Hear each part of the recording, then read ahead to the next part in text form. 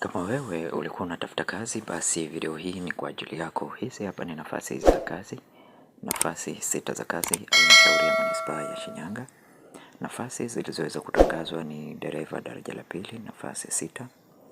Sifa za mwombaji ni elimu ya kidato cha 4 na leseni ya daraja C au E ya uendeshaji wa magari, ambao umeifanyia kazi kwa muda wa mwaka mmoja bila kusababisha ajali.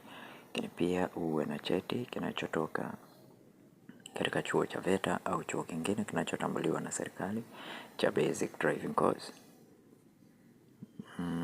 Waombaji wote wawe ni raia wa Tanzania wenye umri usiopungua miaka 18 na usiozidi miaka 45.